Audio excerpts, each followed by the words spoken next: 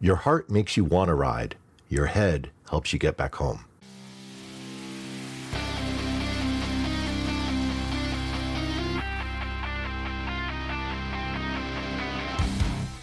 Welcome to the Throttle and Roast podcast. I'm your host, Niels Meersschaert. In today's episode, I'll be looking at helmet tech, what keeps your head safe on a ride.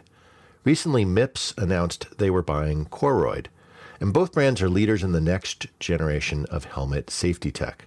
So I wanted to look at helmets in more detail for this episode. I'll be covering some of the benefits that helmets provide.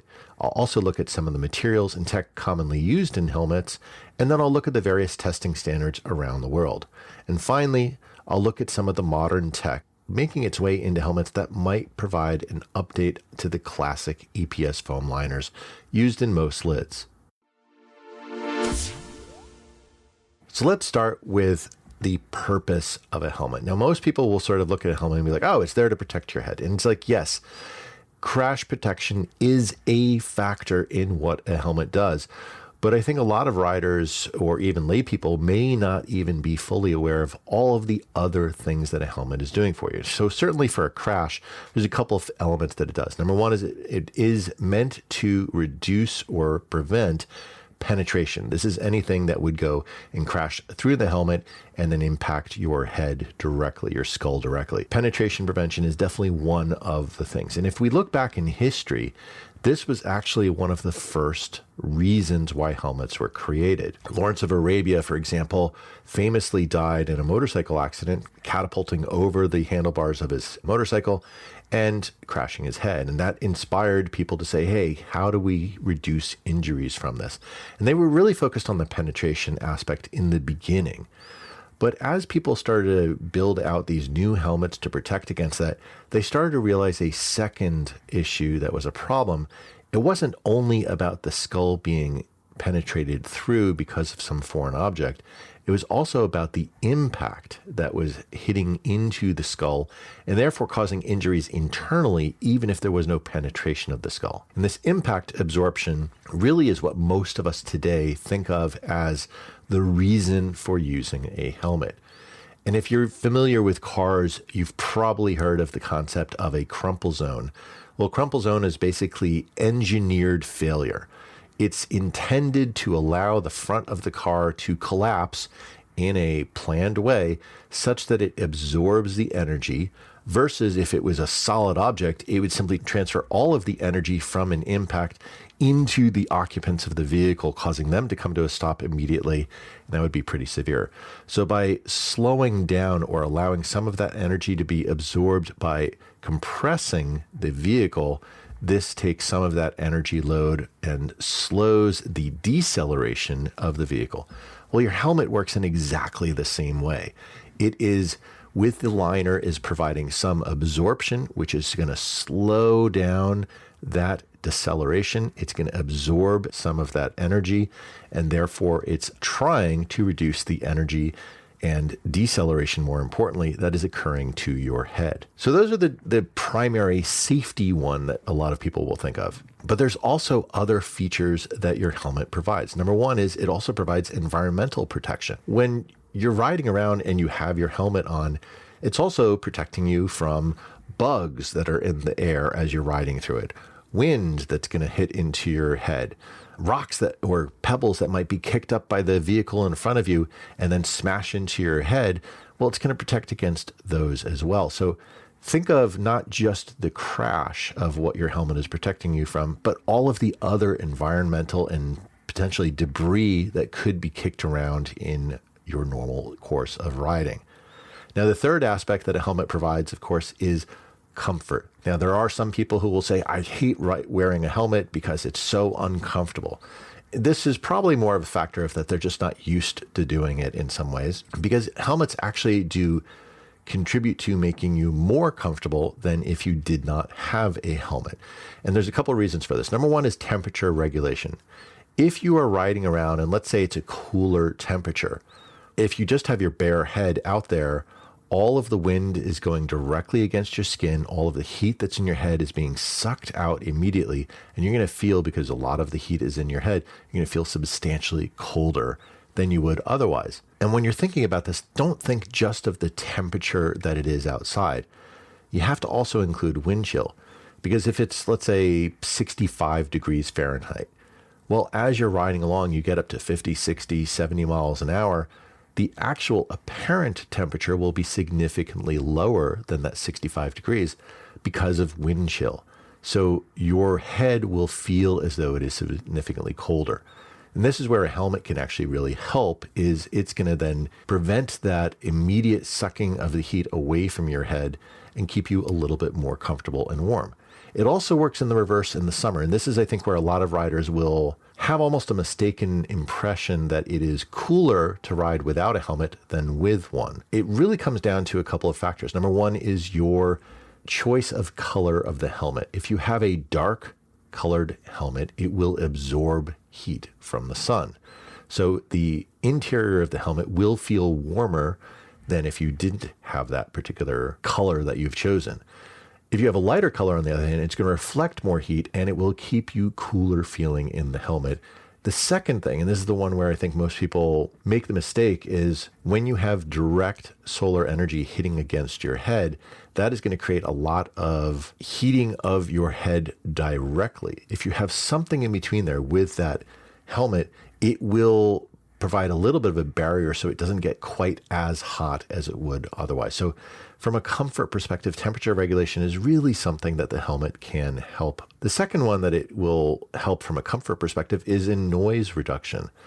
If you, again, didn't have a helmet, all of the noise and the wind is rushing right past your ears. It's going to feel really, really loud. Whereas the helmet is going to diminish that sound of the wind. It's going to keep your ears actually be able to hear for a lot longer than if you didn't have a helmet on. And there's a fatigue aspect that comes in from when you have all of that noise around you. So the helmet does reduce the noise, which makes you feel less fatigued. And this fatigue reduction in general, I'd say, is probably one of the biggest benefits. And I would consider it still a safety benefit as well, because if you are fatigued, you're not going to be paying as much attention. You're not going to be as focused. You are more likely to get into an accident. I almost would suggest that helmets in some ways are not just to protect you in a crash, but they're to protect you from having the crash, because they're there to help reduce fatigue. So let's switch gears and we'll talk a little bit about some of the materials and technology that are in the vast majority of helmets on the market today. In general, helmets tend to have 3 layers that are providing some of the protective nature of them. There's going to be an outer hard shell, and this hard shell will reflect foreign objects like that gravel that's kicked up by the vehicle ahead of you, bugs, birds that run across and try to hit you. It does help mitigate a little of these almost incidental impacts. It also will help provide some initial energy absorption on an impact. If you were, for example, to crash into the pavement or into the ground or into another foreign object, it will provide that initial energy absorption. The fact that it is a round shape also helps to dissipate this. It's not a flat shape, so it can have a little bit of rotation and deceleration as it's hitting into whatever object it is, which does slow down some of that energy transfer. That smooth surface and that rounded surface also helps to minimize the grabbing that would occur on the ground if you were to fall with something that had a hard, sharp edge. That would grab, dig into something, and then cause a very quick, rapid rotation or other type of an acceleration event. And that outer shell, if you think of it, because it can scrape along the ground, even if you didn't have a high enough impact, it's better to have that helmet scraping along the ground and the plastic being worn away than the side of your head. Now, the second layer in a helmet is what's often referred to as the energy absorbing layer. And this is the key safety feature to absorbing the impact of a crash. It's usually made of EPS foam, which is a material that was created actually in the mid-19th century. It's not the most modern material out there. Now, this material can break down over time, and that can be accelerated by both sweat and the oils from your head, thus requiring regular replacement. Now, everyone will always complain that a helmet can be very expensive, and they're like, why do I have to replace this helmet every few years? And the reason is that it's a physical material. It is going to wear over time, and the materials will break down. And that can be accelerated by the oils and sweat from your head. Now, if you regularly wash your liner, you can extend the life a little bit. Whereas if you didn't, then that's just going to be sitting there. It's right up against that EPS liner. It's going to be deteriorating that material even faster. So while most helmet manufacturers will recommend a 5-year rotation, that's kind of the outer edge of it. If you ride more frequently and you don't necessarily clean out your liner regularly, you probably should replace your liner or your helmet overall more frequently than every 5 years because of that material breakdown. Now, another feature of, well, not so much a feature in a positive light, but a feature of EPS foam is that these cells that make up the foam tend to be closed, and thus they have a limited airflow. So some manufacturers will effectively drill holes into them to allow some element of airflow within them. They may create some thin channels to allow air to flow over your head to have a little bit of a cooling impact from them.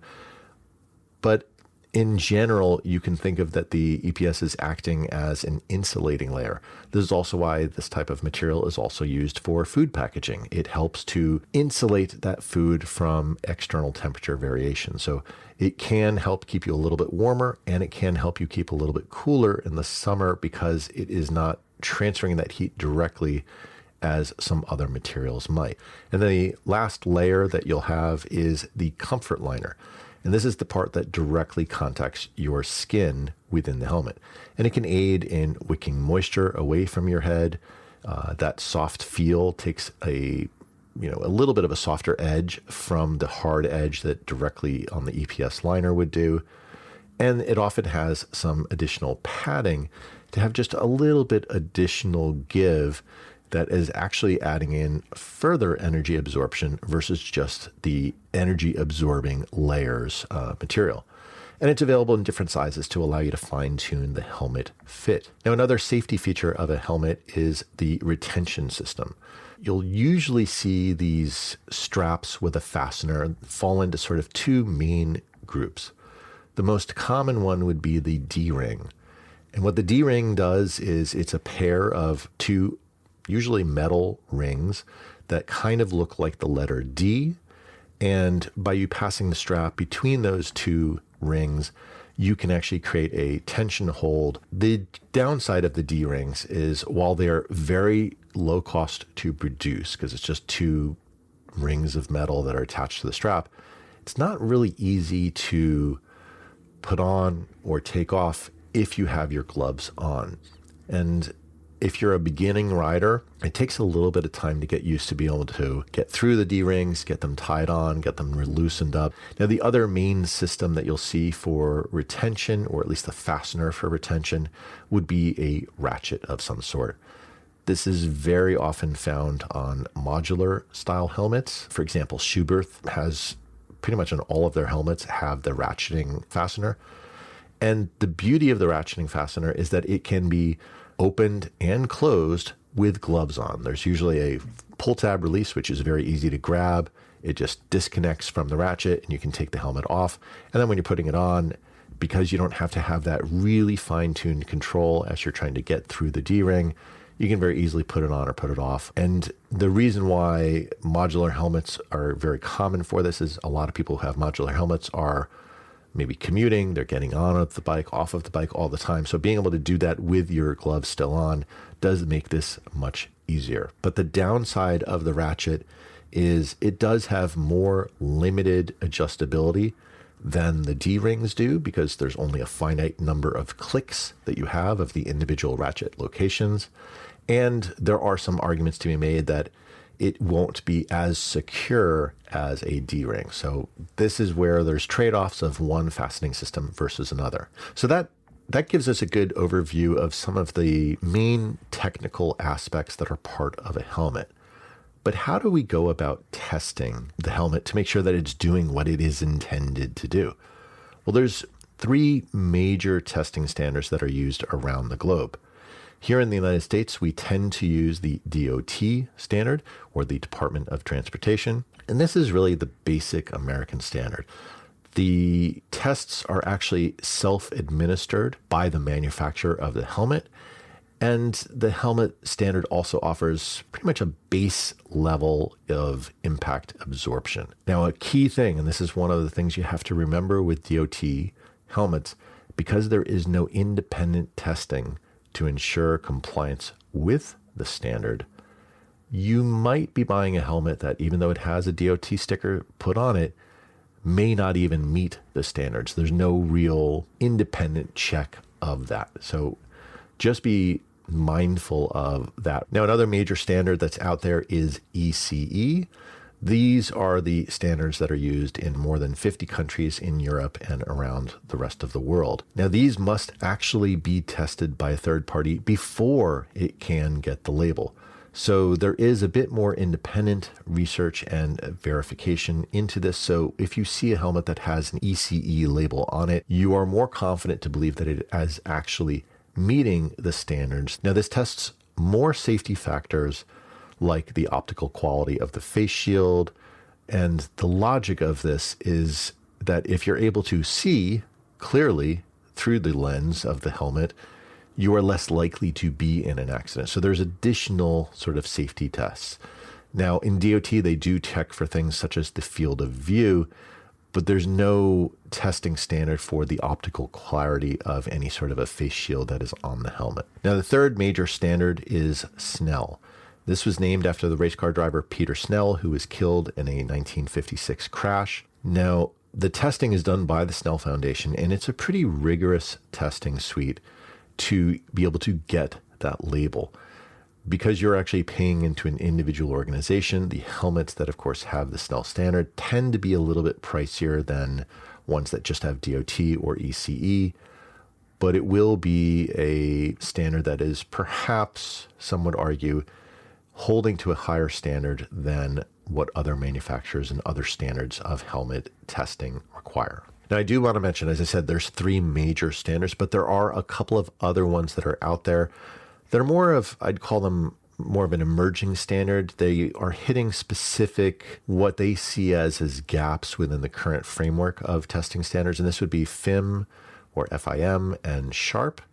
And the FIM is really the Federation of International Motorsport. It's really focused on track use. So if you're trying to make sure that your safety equipment, such as helmets, are going to meet the standards necessary at the tracks, obviously the speed involved at a track is much greater, but the opportunity for collision with a left-turning vehicle here in the United States or a right-turning vehicle is very unlikely on a track. So you don't have a lot of trees sitting along the side of the road. So some of the impacts that would happen on a track, while the speeds may be greater, there are less likely to have a immovable object than you would have in a real-world riding situation. And SHARP, the best way to think of SHARP is really it's a rating system on top of ECE. So it'll get a star rating to kind of almost evaluate how well it meets the standard or how much it exceeds the standard. It's really used for comparing different ECE lids,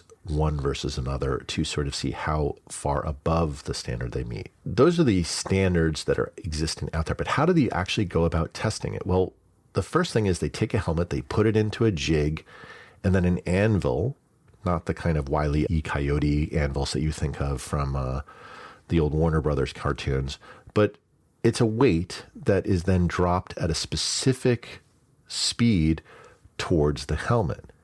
And the helmet has a bunch of energy sensors, and the absorption of that energy is measured. Since I know that I'm dropping a weight which has a certain weight specifically to it, I know it's being dropped at a certain speed, I know what the energy from the weight is going to be impacting onto the helmet.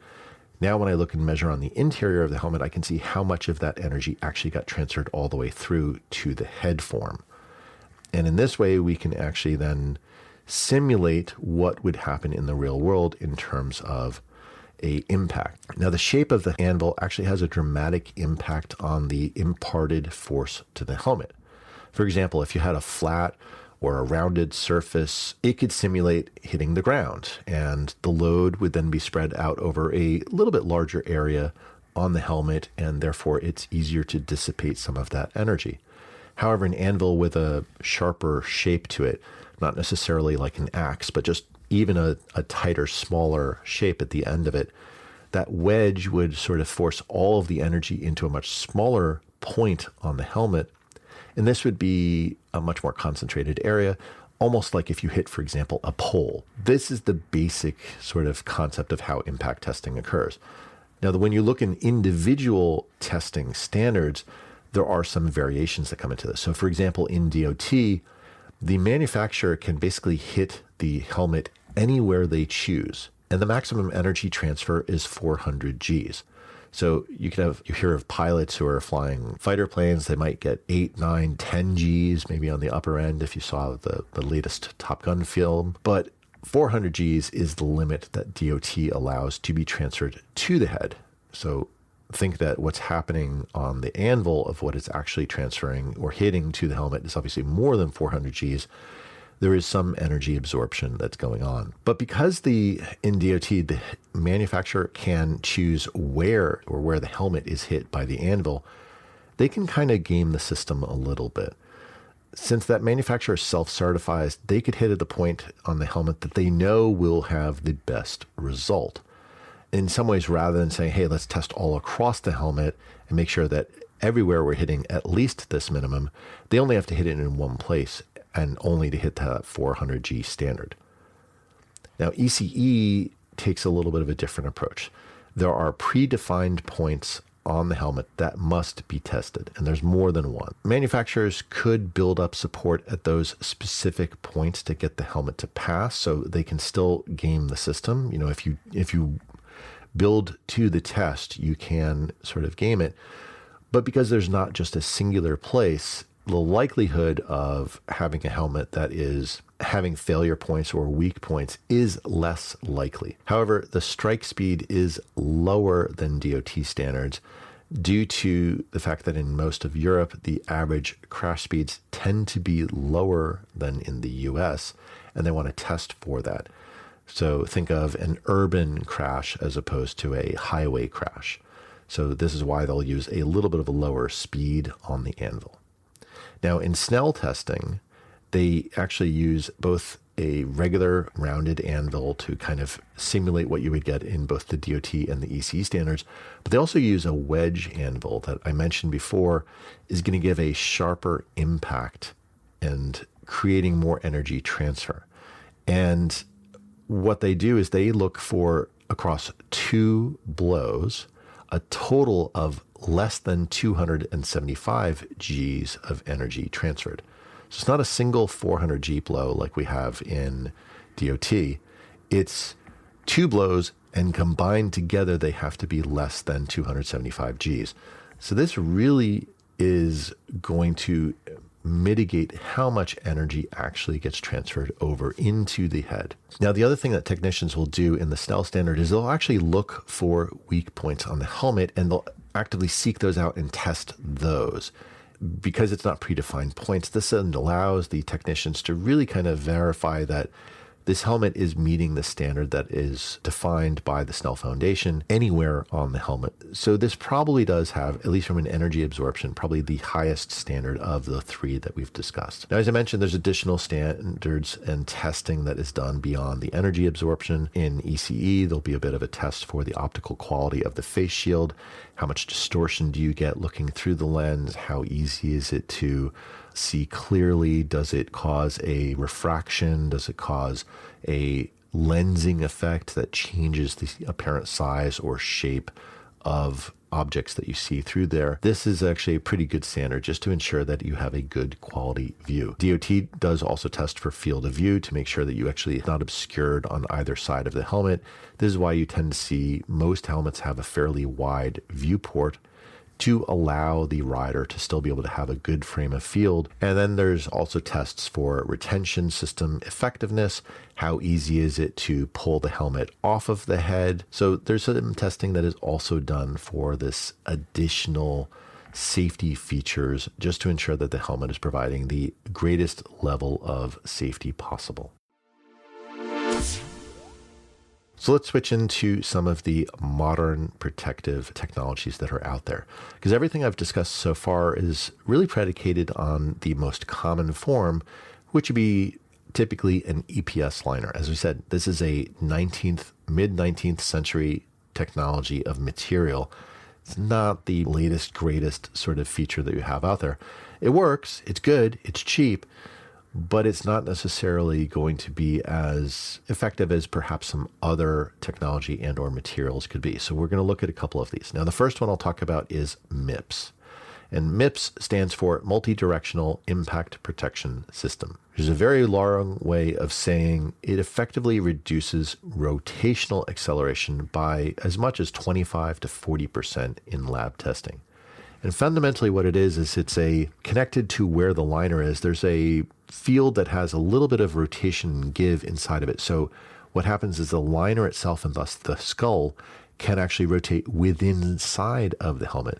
So if the helmet is trying to turn, the head doesn't have to turn exactly with it. There's a little bit of give. So you can think of it almost as the same effect as an EPS liner, but inside of the helmet to allow for rotation to occur on the helmet before it starts moving your head with it. And that slowing down of that acceleration does reduce some of the rotational injuries that we can get. So if you think of a glancing blow of the helmet could cause your helmet to want to rotate, this is going to help to mitigate that. More commonly, you see this very often in dirt helmets. A lot of them now have incorporated MIPS into them because you do crash quite often on a dirt bike, and you're not replacing your helmet on every crash because these are low speed crashes. But obviously, if you can minimize that rotational injury, this is going to be a good feature set to have. Now, the second technology that I want to discuss is Koroyd. And Koroyd is a kind of a weird sounding name, but fundamentally what it does is it provides a similar absorption mechanism as EPS would do. But the way it is constructed is it utilizes several tubes that are welded together. And welding not in the sense of, hey, these are metal tubes, but welded, it's plastic that is welded together. And as these tubes crumple, they absorb energy, just like a crumple zone in a car would do. And this decelerates your head in a softer manner, just like an EPS liner does. So fundamentally what it does is the same exact idea as you get with EPS foam. But because these are tubes, and you can think of them as individual sears, they also have some give rotationally. So the liner itself can actually rotate and be moved around. It's not a solid liner like you get with EPS, where you can't physically move it on your own. Because these have a little bit of give, they do have a little bit of the energy absorption for rotational energy, like what you get with the MIPS liner. And the design is really about 95% air, which allows it to be lighter than EPS for the same energy absorption. And because each tube is open, there's also more airflow. So the helmet can actually not have to have channels cut into the EPS foam to provide airflow like we do in most modern helmets today. But just by virtue of the Koroyd and the tubes, more air is going to flow through, and thus has the opportunity to keep your head a little bit cooler without having to limit yourself to cutting channels in or holes in the middle of the EPS liner. Koroyd is currently used by Climb in the Cryos Pro dual sport helmet and in their dirt helmets, the F5 and the X1 Alpha. And Thor has a dirt helmet called the Reflex, which also uses Koroyd. So there's not a huge range of helmets that are using this today, but again, it's proprietary technology. It's not like EPS foam, which the patents ran out a long, long time ago, given that it's a mid-19th century technology, but they're starting to become a little bit more available, and not just for motorcycle helmets. These are used, for example, in armor in the same way that material can actually provide that energy absorption for other types of armor. So think of like chest armor when you're riding off-road. It does the same thing. Now with the combination, because MIPS had just recently announced that they are buying Koroyd, this has the opportunity to enable both of these technologies to get into more helmets. There's going to be more marketing and push to get them out there. So you might start to see more helmets evolve to have these two technologies in the future. So let's wrap up. We covered some of the purposes of helmets, including crash protection, but also protection against things like bugs or gravel, weather, plus comfort and fatigue features and benefits. And then we looked at the materials and tech in most helmets on the market today. And next we looked at the three main testing standards of DOT, ECE, and Snell. Finally, we looked at a couple of new tech available for helmets that could have some serious benefits over the old EPS foam. So my question is, what do you think is missing from helmet tech today? Share your thoughts through the text the show link in the show notes, or leave a voicemail at throttleandroast.com/voicemail. Thanks for listening. I'll talk to you next week. Hey, if you enjoyed this episode, please tell a friend about the show. You can often share an episode directly from your podcast app, or you can direct them to throttleandroast.com. Word of mouth is the best way for us to grow and find new listeners, so I really appreciate your help.